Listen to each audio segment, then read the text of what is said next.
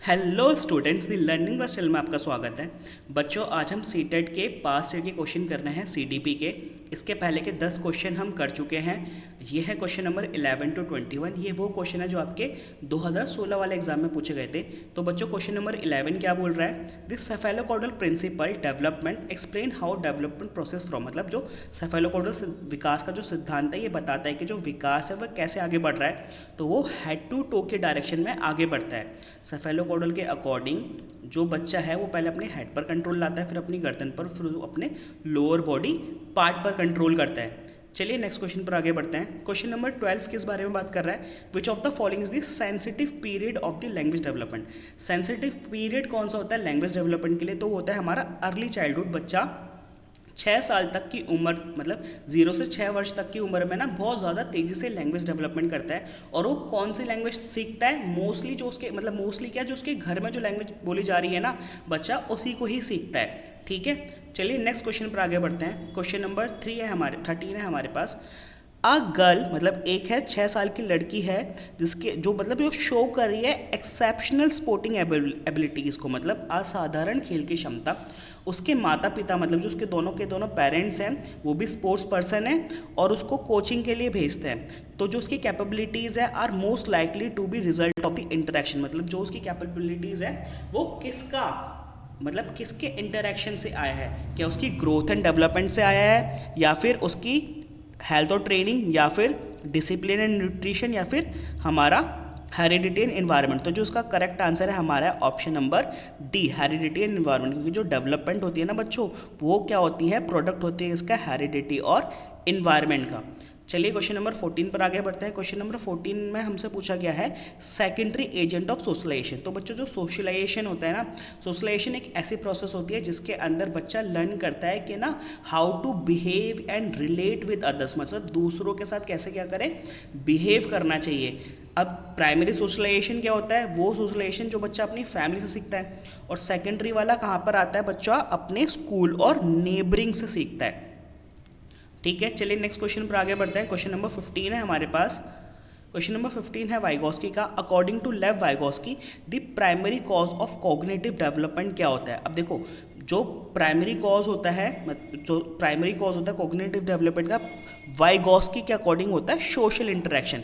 मतलब वो जो वाइगोस्की वो ये बिलीव करते थे कि जो कम्युनिटी है ना, आसपास की जो आपकी सोसाइटी है, वो बहुत ही एक सेंट्रल रोल प्ले करती है बच्चे की डेवलपमेंट के लिए। चलिए क्वेश्चन नंबर 16 पर देखते हैं। क्वेश्चन नंबर 16 है हमारे पास, कोलबर्ग का क्वेश्चन है मोरल रीजनिंग का। Under which stage would he given typical. अच्छा देखो, यहाँ पर एक हमको स्टेटमेंट दे रखी है, बतानी है कौन सा स्टेट में आएगी। तो यहाँ पर हमारे पास स्टेटमेंट है कि your parents will be proud of you if you are honest, मतलब अगर आप ईमानदार हो तो आपके माता पिता को आप पे गर्व होगा।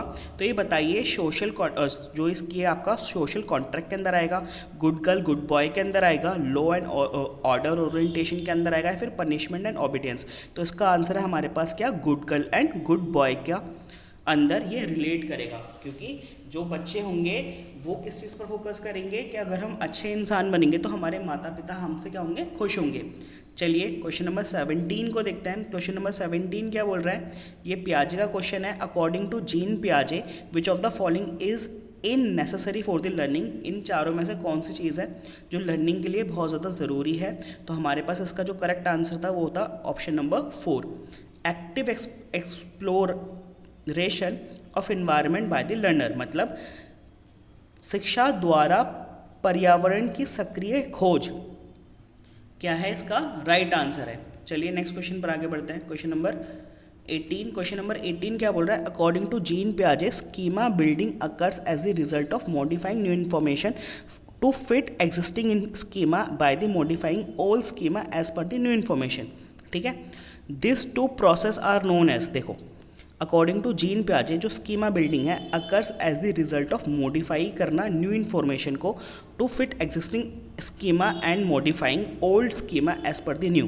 मतलब नई इन्फॉर्मेशन को ग्रहण करना, पुरानी वाली से रिलेट करना, उसको चेंज करना। तो ये क्या कहलाया जाता है, ये असिमिलेशन और अकोमोडेशन कहलाया जाता है। असिमिलेशन क्या होता है, अकॉर्डिंग टू पियाजे the process of taking new information, मतलब जब आप न्यू इन्फॉर्मेशन को ले रहे हो इनटू प्रीवियस एग्जिस्टिंग इन्फॉर्मेशन। मतलब जब आपको पता है एक बर्ड है जो उड़ती है, लेकिन आपने उसके अलावा दूसरी चीज़ देखी, जैसे कि एरोप्लेन, वो भी उड़ता है, हेलीकॉप्टर वो भी उड़ता है, तो ये न्यू इन्फॉर्मेशन को ऐड करना असिमुलेशन, फिर उसको चेंज करना कि नहीं एरोप्लेन अलग चीज़ होती है, बर्ड्स अलग चीज़ होती है, मतलब उनको मॉडिफाई करना, ये क्या कहलाया जाता है आपका अकोमोडेशन। ठीक है, असिमुलेशन क्या होता है, न्यू इन्फॉर्मेशन को ऐड करना प्रीवियस में और उसमें जो चेंज लाना होता है वो क्या होता है हमारा अकोमोडेशन।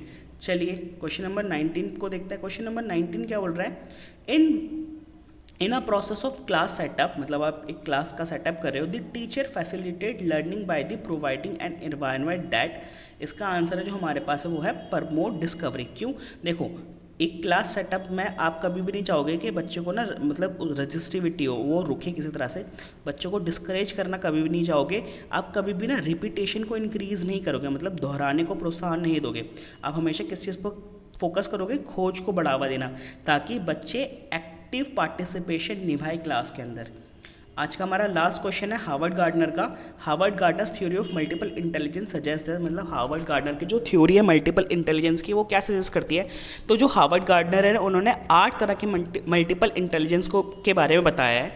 अब देखो यहाँ पर जो हमारा इसका करेक्ट आंसर है यह है option number 2, teacher should use multiple intelligence as framework for divisioning alternative way to teach the subject matter, मतलब शिक्षकों को विषय वस्तुओं को पढ़ाने के वैकल्पिक तरीके तैयार करने के लिए जो आपकी मल्टीपल इंटेलिजेंस का उपयोग एक रूपरेखा के रूप से करना चाहिए। मतलब बच्चों को इस हिसाब से पढ़ाना चाहिए उनकी अलग अलग कैपेबिलिटीज़ के अकॉर्डिंग।